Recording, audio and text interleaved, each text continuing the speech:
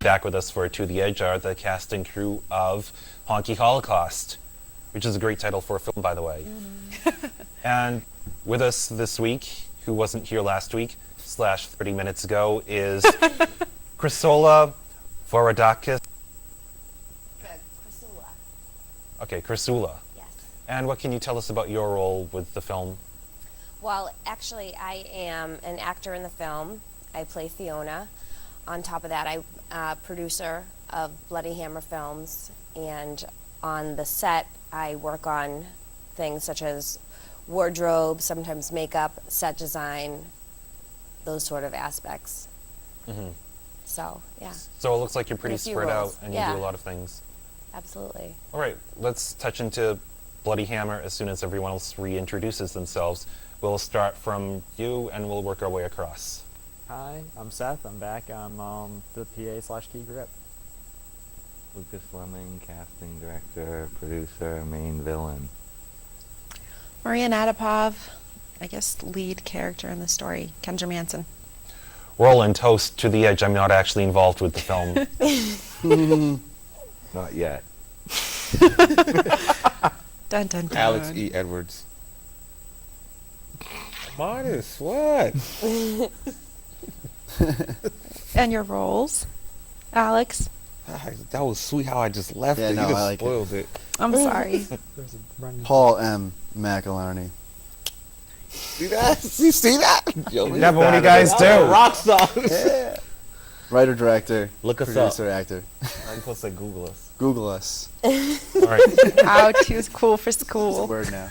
And to wrap it all up for those who tuned in late, I'm Chrysola, and I am actor/producer in the film. all right, so what can you all tell us about BloodyHammer.com? Bloody Hammer Films, though. Bloody Hammer Films. Go ahead, Alex. One of the coolest websites you can ever go on. Hands Great. down. You want to catch up and see what the Bloody Hammer crew cast is doing? Check us on the website. Mm-hmm. It tells all about us. And the There's- film. There's links, tells all about us and the film. There's like a brief bio of each one of the producers. Cool There's pics. links, there's links, cool pics, links to all other films we've done, short films, 48-hour film festival stuff, even other films that other producers have been involved in separately. It's kind of like shows how we all came together, and there's like a whole chart that shows everybody who's involved, the things they did prior to, and how kind of in like a pyramid we all came to like the group that we have now. Sounds like a good story. It could be like a how they got together type of film. Definitely. We already have that. Well, we're doing a behind-the-scenes That works. documentary, and Yeah. we interview all the producers and cast members as well. special features bonus. I have to check that out. Bonus 2 DVDs. Wow. The long way. Nice. Extended cut. We just dropped the second teaser as well. Yes, we did. Yes, we did. With Alex Edwards. Alex E. Edwards' single on the radio is actually the True. background music for the second teaser. So what other types of films does Bloody Hammer work on besides Honky Holocaust? Is this your first film? This is our first full-length feature film, but we've done a lot of other stuff, shorts, 48-hour film festivals. Different people have been involved in different things, not all of us. Paul and Nick, our cameraman, are involved in a web series which he's promoting on his t-shirt. They've done many short trailers and full 30-minute episodes, a lot of other stuff that all of us have been a part of, not all together, but prior to all coming together on this. Oh, sounds exciting. And back to Honky Holocaust, what can you tell us about the actual process of the production of the film itself? I imagine you have a lot of interesting stories. Ooh. Do I have to start with that one? No, anyone can start. I think somebody else should start. I'll take it. It's been a trip, man. It's been a long, crazy trip, and it's not done yet. But no, it's been a lot of work. Everyone's been doing a really, really, really good job. A lot of hard work. Lucas pretty much donated his carpet installation space to the production, and it slowly became a production studio, and less carpet is in there every day. We have, I mean, the casting process was grueling, but we filled every role and then some. We actually added characters to the movie when all the roles are filled, but we like somebody's presence so much that we just added a character to the film. And you know, set design is, especially now that we're doing all our interior stuff because it's winter, always a grueling process. Chrisula's been hard working on that. Alex and Luke have all been working on it. Seth's been digging up some abandoned warehouse carpeting and stuff. Yeah. Asbestos. Not good. Thank you. There's no asbestos as far as we know. Okay, good. So this is a safe set. It's the safest set. No people have been harmed in the making Well, of this it's No one's safe, been harmed. Knock it's on safe wood. now. At least non-fictionally, no one's been harmed. Yes. Oh, there's been many harmful tragedies on screen. But, we had one guy fall off a cliff, but he survived without a scratch. I'll call him Wile E. No Coyote big now. One guy almost got caught on fire.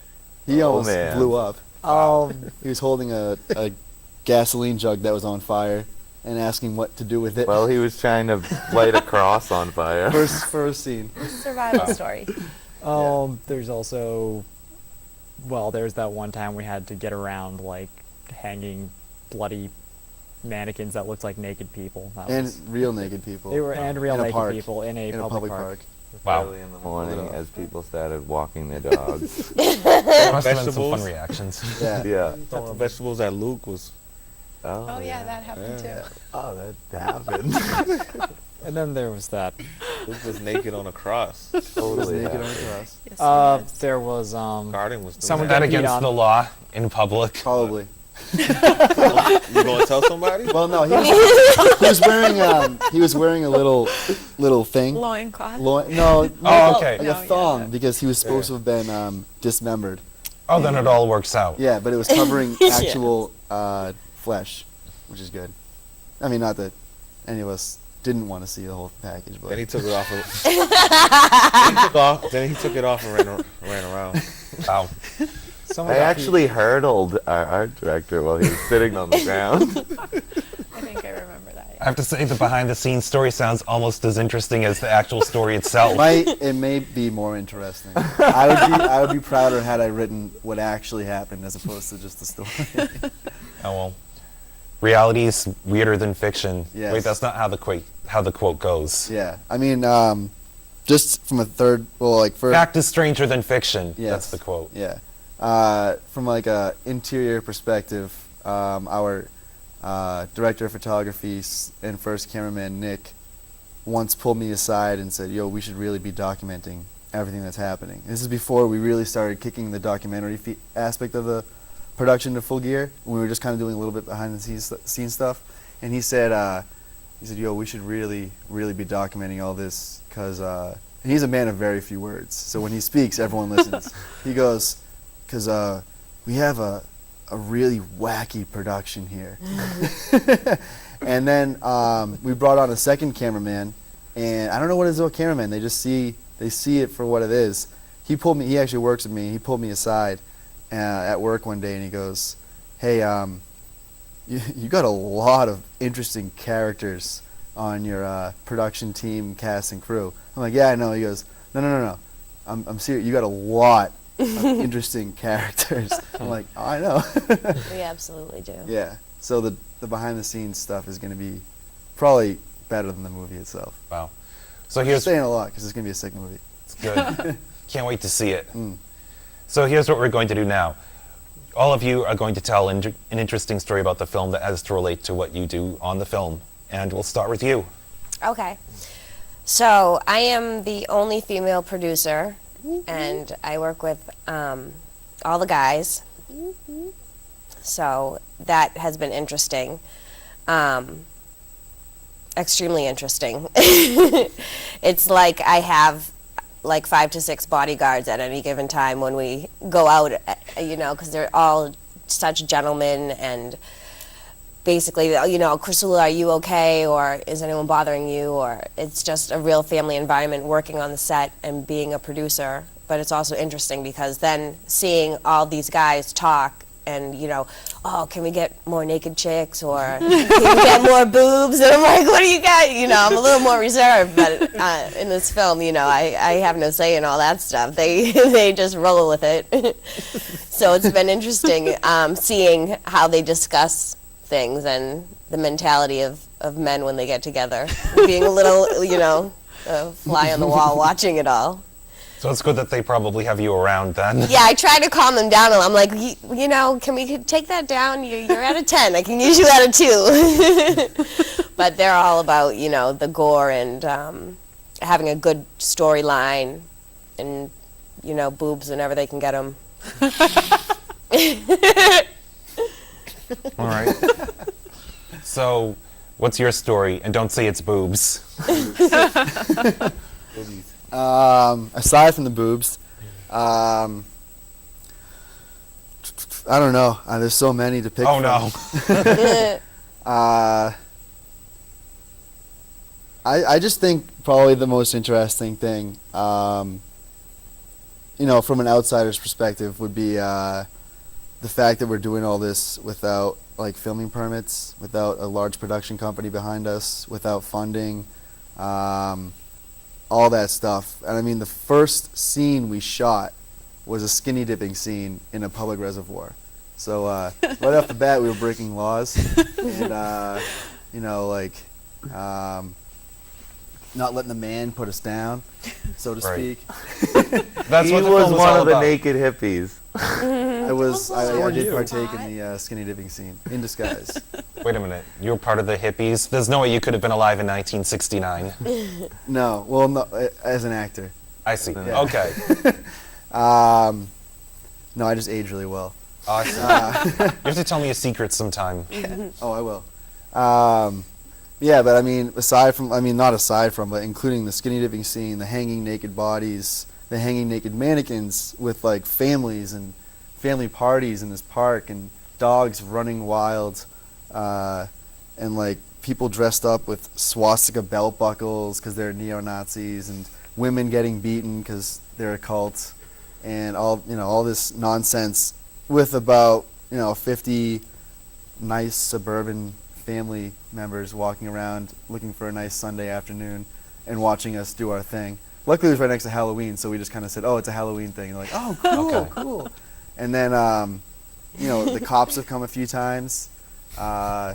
They came while we were filming with prop guns. Thank God they didn't think they were real. On more than one occasion. One time we were shooting at 4 a.m. in a residential neighborhood, and it was like -5 degrees out, and we just wanted to finish up for the day. But the cop came and was like, "You can't shoot here," and we talked him into letting us shoot for like 20 more minutes. So we shot for another hour. And and then another time they came because someone said we were spray painting, and we weren't. And it's just kind of funny because as much as like our film is going to be graphic and controversial, we're all really respectful people. People probably wouldn't know that if they saw even 10 seconds of any of the footage that we've done. We just like being over the top. We like entertaining ourselves and others. But aside from skinny dipping in a public reservoir, we don't really like to screw with other people too much. So they've been, the cops and society has been really cool to us so far. Right, so you have to separate the people from the work. Or in this case, it's the other way around. You have to separate the work from the people. Yes, exactly. So I have a question for you, and this has to do with films in general that involve swastikas. How do you get that prop without people looking at you funny? How do you order a swastika or buy one? Oh, we made a lot of the swastikas that we use. The belt buckle he wears is actually just made of cardboard and duct tape and spray painted. We do have a biker character who has a swastika eye patch. He's supposedly missing an eye. We bought that at the Army Navy store. Mm-hmm. They sell like World War II memorabilia, and as horrible and absolutely unforgivable as the Nazis' actions were, they were an enormous, government force. So they are part of history. So they do sell memorabilia here and there. We're against it, which makes getting those props and making those props all the better, because the better we make them, the more realistic it is when we like destroy them. Right. Okay, your turn. I'll say thinking. Like 3 scenes I really loved, and I thought about like those are the only 3 scenes I'm in. Milkshake scene. Well, doesn't have to be that's- just scenes. That was my favorite scene actually. On my favorite Oh, film. There's a scene when we in the kitchen and I think it's about 4 guys and we're cooks, and so we just goofing around and Love to hear how you're going to explain this. yeah, I know. We goofing around and so Kendra comes in the diner. Maria's character, Kendra. Maria's Yeah. character, and obviously we don't like white people, and so she orders a milkshake, and the milkshake has to be made in the back where the cooks are, and so we started goofing around, spitting in the milkshake. Among Oh. other things. All in the script. This Yeah. is One of the guys. member. Huh? Member. One of the members. No, put his. One of the put guys' member. member. His member. That's the appropriate member? word. His member. His member. Yes. He put his member in the milkshake. I never heard of that term. Oh, Sorry. wow. For the record, So I he- watched the milkshakes be opened before they yeah. touched my lips. And She blinked. For the She did record. blink a few times. So, but I think it was so cool because, you know, I was flipping a coin, opened up. Every time I'm on set, I'm on like, my character should have a coin in his hand. My character should be smoking a cigarette. And that set, I think Paul was like, yo, Alex is not going to keep wasting my cigarettes. Like, this guy, if he asks me for another cigarette, I don't care about his character. He got to go buy his own. You know, I'm not inhaling. I'm just, it look cool on camera, you know? So I just have a blast. I think, you know what? Every time I show up is a party. I don't want to leave it like that. All right. I just glad have to a hear. great time. Sounds like a lot of fun. All right, you're up. I think my favorite part, being involved so closely and playing a lead character, I pretty much have to show up at almost every single rehearsal. There's always something for me to do. There's plenty for me to discuss with Paul, run by him, explore character development, explore different moments, and really make sure that I'm doing it justice. I feel a really large responsibility to the film and to the way that this journey progresses. And because of all this time that I spend at the studio with all these lovely people, I think the most impressive part is exactly what Paul was saying, which is that they have practically no budget.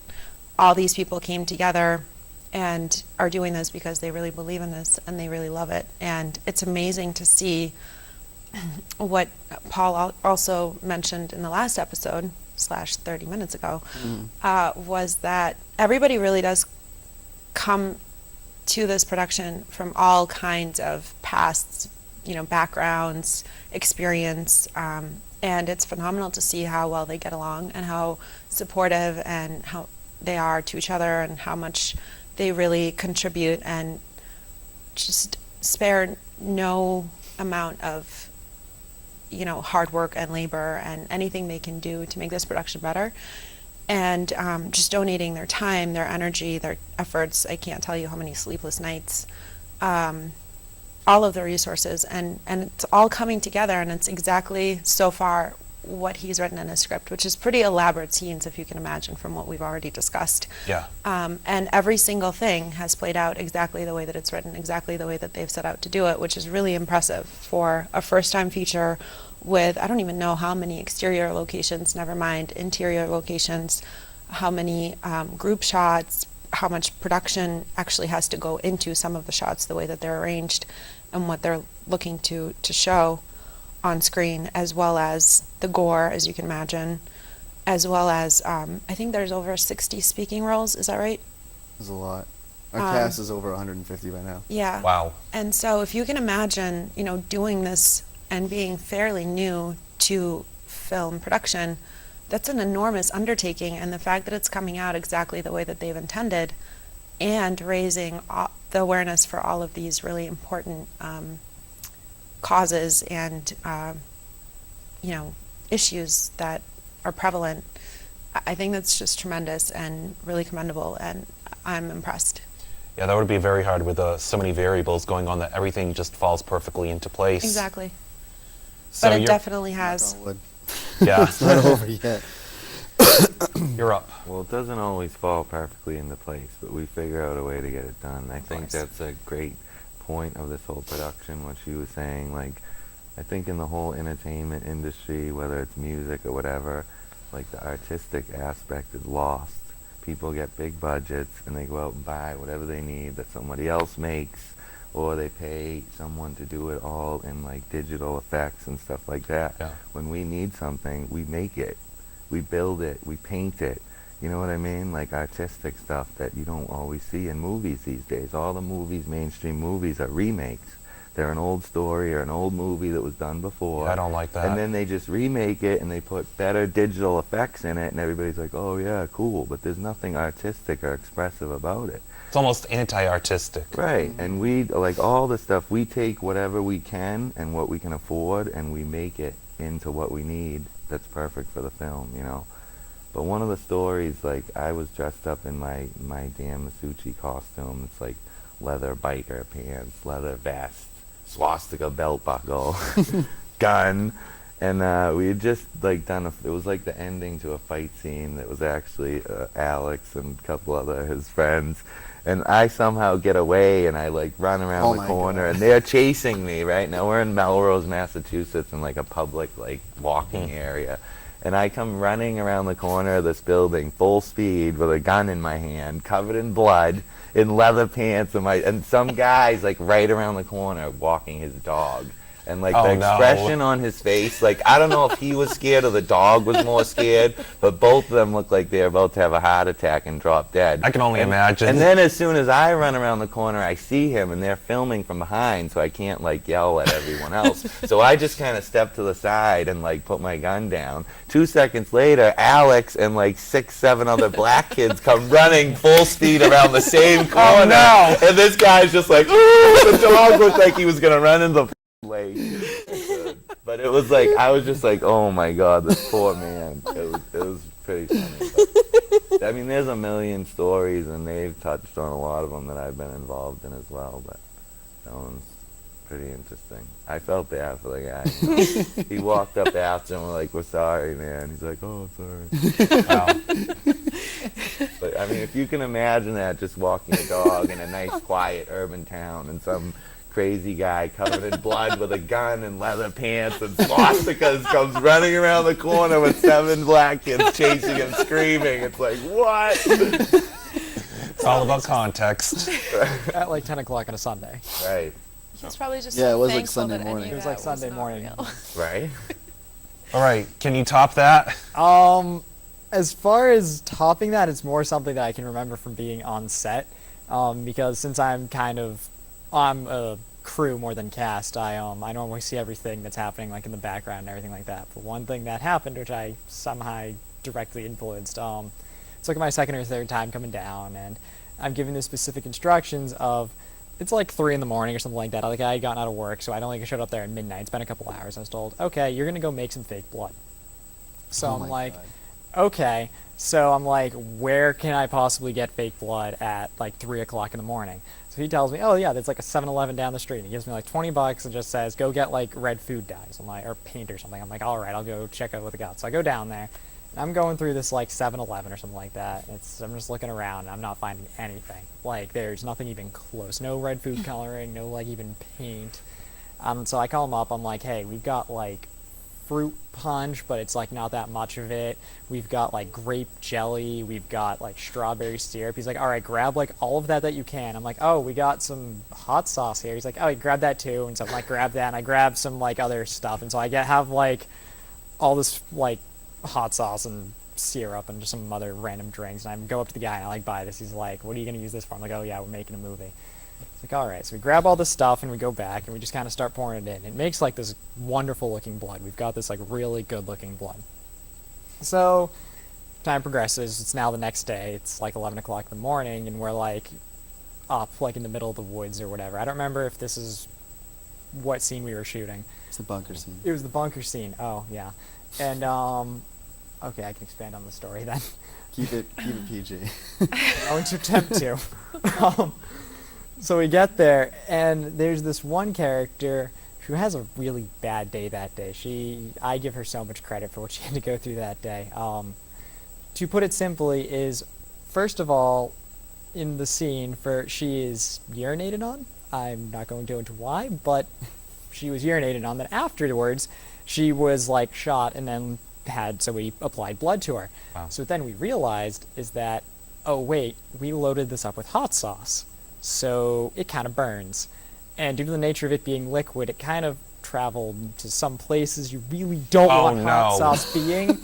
So this girl's got hot sauce in places you really don't need it, and she's kind of just got peed on. And it was just, and I'm just sitting there like, oh yeah. So people's eyes are like burning for the rest of the day, and everyone's like in extreme pain. I'm like, oh, just dumped hot sauce on people.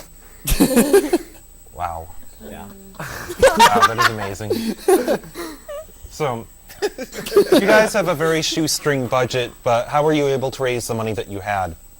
We did a Kickstarter campaign to start the movie, which is Successful Kickstarter campaign. We raised $1,500 or something, and then after that, contributions from the producers. Sometimes they're when needed. Currently, because we're trying to finish this movie, they are on a monthly schedule. Like you put in a few $100s each between the 7 of us. There's it's $1,400 a month, covers rent, and then of course that goes away, and then it comes into like chipping in beyond the contributions. Everyone's been really liberal with their wallets in terms of finishing this movie, but conservative with the spending.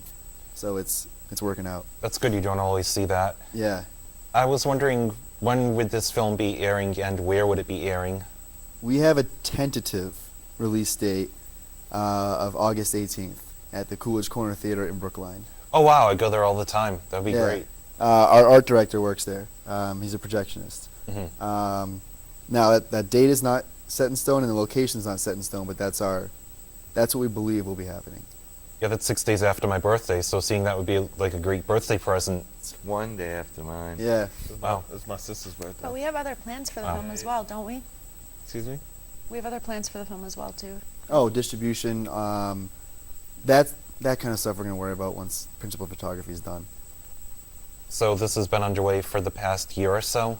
A little less than a year. We started filming in August. We started casting in June. So this, we kind of marked the birthday of our production company as May 18th, which is the original release date, because that's when we did our 48-hour festival film called No Thanks. Only we were under a different name then, FYTD Productions.